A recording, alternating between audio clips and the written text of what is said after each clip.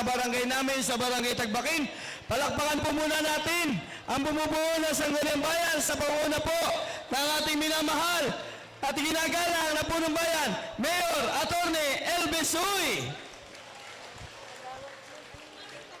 Gayon din po ang ating minamahal na pangalawang punong bayan, Vice Mayor Amado Cap Jun Vidal.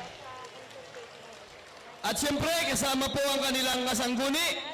Nagpapasalamat po ang bumubuo ng Sangguniang Barangay ng Tagbakin. Ganon din po lahat ng mamamayan ng aming barangay sa inyo pong priority project na pinagkaloob po sa aming mga kabarangay.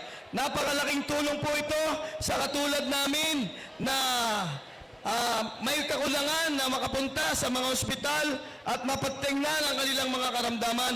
Kaya maraming salamat po sa inyo. Ganon din po sa lahat po ng sangay ng ating lokal na pamahalaan, sa ating pong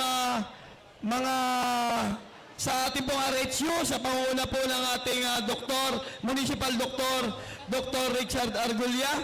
Ganon din po sa lahat po ng dentist na naririto. Yan po ay ating po pinagpapasalamat ng malaki. Ganon din po sa ating Preo Timonan. Maraming salamat po. At kay Doc Mayo po, sa ating pong municipal doctor sa mata. Pasensya na, ako po ay na wala nang ibang masabi. Ano po? Lahat po, sa ating po mga bisita, sa lahat po, welcome po kayo sa lalong gumaganda at umuunlad na Barangay Tagbakin. Maraming salamat po at magandang umaga sa ating lahat.